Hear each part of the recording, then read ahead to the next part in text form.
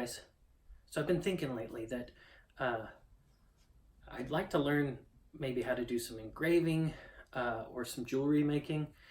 And I've noticed that a lot of jewelry makers and other people who work with small objects, they use a tool called a ball vise.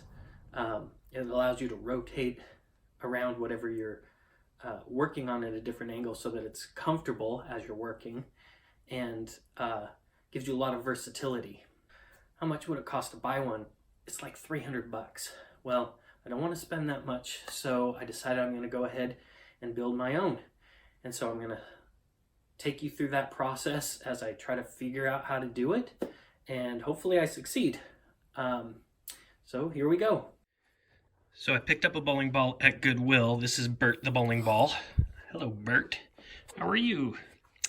Now, you'll see it needs to sit inside like a little bowl. So this I also got at Goodwill. It's a little bowl, a metal bowl. I picked this one out. It was 49 cents, I think. I picked this one out because it has a flat bottom, because I'm going to end up bolting this onto a Lazy Susan. I also liked the little handles here. I'll show you why in a minute. So the bowling ball needs to sit inside. You'll see it can just sit right on there like that. And that allows this to sit at whatever angle you want. You can turn it around. Okay. Now, I also want it to spin like this, however I want. It doesn't do that really well inside the thing, so I got a couple of Lazy Susans. This one I don't know what it went to. It's pretty smooth and fairly small. The problem is that it's made of plastic. This one is not as smooth, but this was for a monitor, so it's used to holding heavier weight. It's also made out of metal, aluminum stuff, maybe plastic, I don't know. But I can see here that this one is held together with just a screw, whereas this one is actually kind of manufactured together. So I think that I should be able to take this one apart. The reason why I want to take it apart is I want to put some bolts right here and here to bolt this bowl onto this so that it will spin on it. Now I want to test this. I'm going to put the bowling ball on. I don't know how much this weighs. It's 12 or 15 pounds. But now I can move this around in the bowl. I can also spin the whole thing like this, and it doesn't run away. It kind of just sits where I point it. Okay. Now, ball vices have different kinds of clamps on top. The vise itself is different.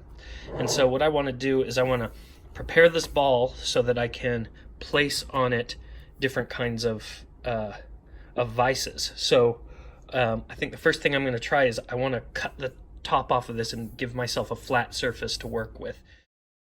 I'm going to use some dividers that I've got right here that I can scribe with, and I'm going to pick a middle spot, which I think right about there where the C is, or where the I goes into the C. Let me make sure. Okay, it goes all the way over there.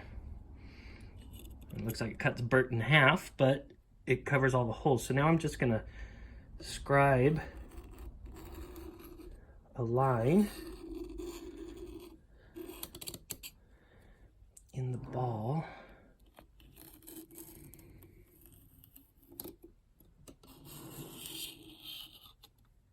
So you can see there that I've given myself a line. So that's where I'm going to cut along this line and just try to slice it right off.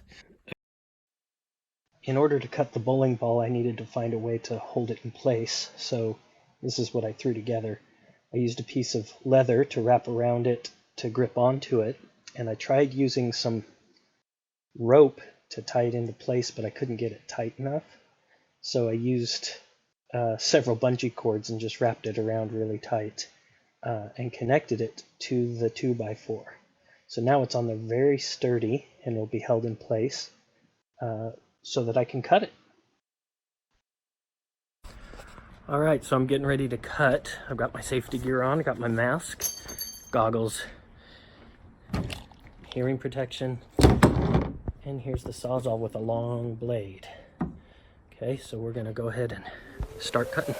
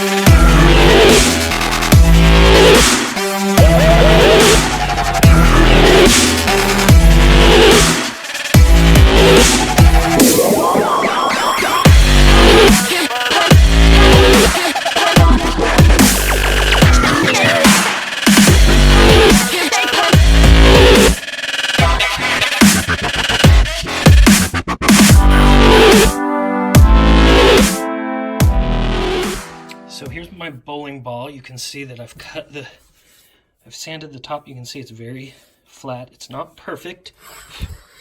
You can see there's still some grooves right here from the saw blade, but it's mostly flat. We're never really gonna see this much because the vise itself will sit on top of it. So the diameter of the cutoff surface is 5 3/4. So what I want to do is for the clamps that are going to go on top of this, my plan is to make them somewhat interchangeable, since there are different kinds of clamps that you want to put on there. So I'm going to start by creating a plate to go right over this. The way that I've done that is I've created this jig, which is just a piece of thin wood with a stopper on one side. Sits on the table nice and smooth, and you can see I've got a cut line already in it right there. So I've drilled a hole here that is half the distance of my diameter, so it's the distance of my radius. And I'm going to put a thumbtack poking up from the back, which will give it a pivot point for the wood to rotate on. So you can see it'll just slide right in. And then I hammer the wood on, and now that's a fulcrum where it can pivot, and that'll allow me to go rotate it around in a full circle. So the next thing is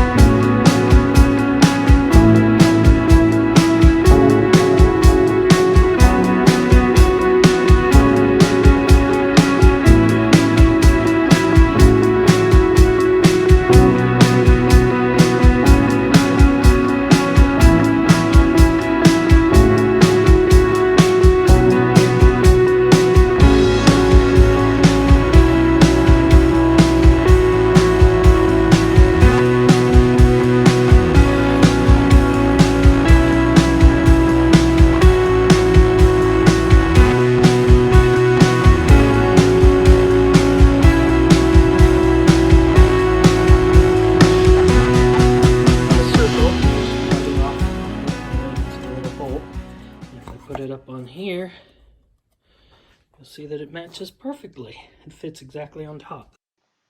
Now, in order to hold it down, I need to put in 3 bolts in a triangle. So I'm going to create an equilateral triangle here in the circle, and that will tell me where my holes should be for the bolts. Okay, I've got the triangle drawn. So I went ahead and cut out a second circle in case I ever make another different kind of vise to sit on the top. I ran out of my thin plywood, so I went ahead and just used some MDF. I've already sanded down the sides, so this one's much nicer. The next step is to drill the holes in the bowling ball. what I'm going to do is I've got these 3/8 inch screws that I'm going to drill holes, and then I'm going to insert these in, and we'll glue them down so that they're there permanently sticking up. So I want corresponding holes here, as we marked off before. And in order to do this all, make sure everything's all lined up at once, I'm going to stack both my circles onto the ball exactly where I want it, and then I'm going to go ahead and just drill through the woods all the way down into the ball for each of those.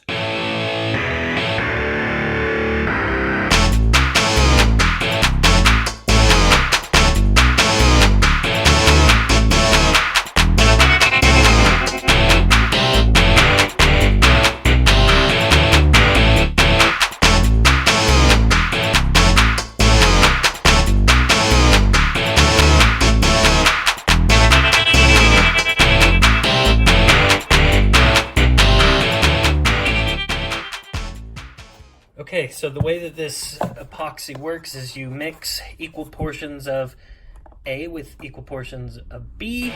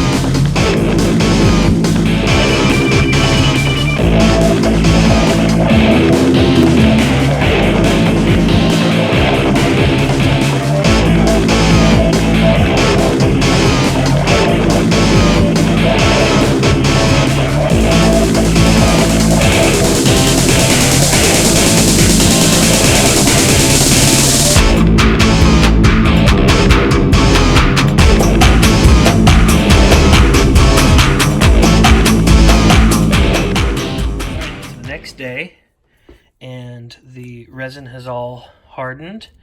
You can see it made it nice and shiny and glossy, but these screws are in permanently, super tight.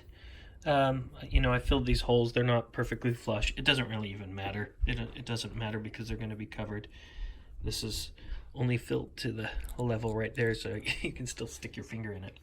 But now my plates can fit right on there, and I can screw them down, bolt them down with, well, I'll use a washer.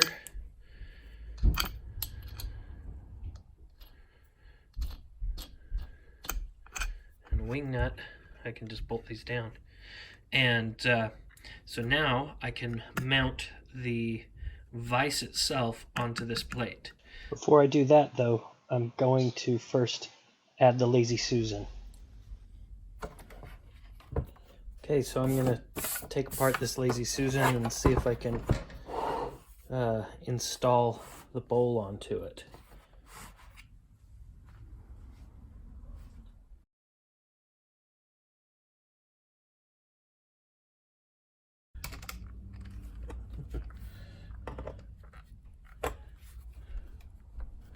This is how you use a power drill.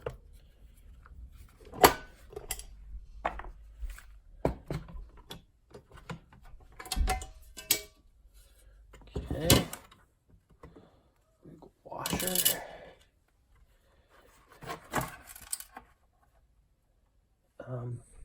Oh no, that's the Lazy Susan. Oh, lots of screws. So this is the bearings.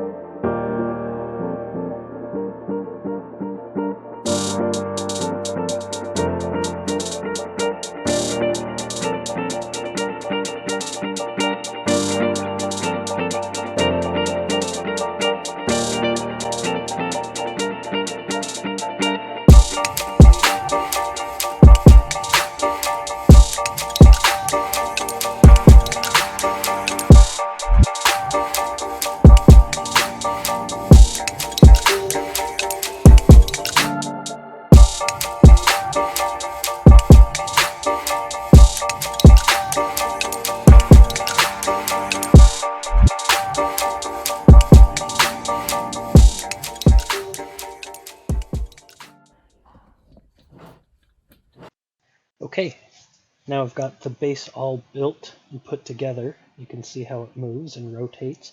In the next video, I will create the vise that will go on the top. I'll see you then.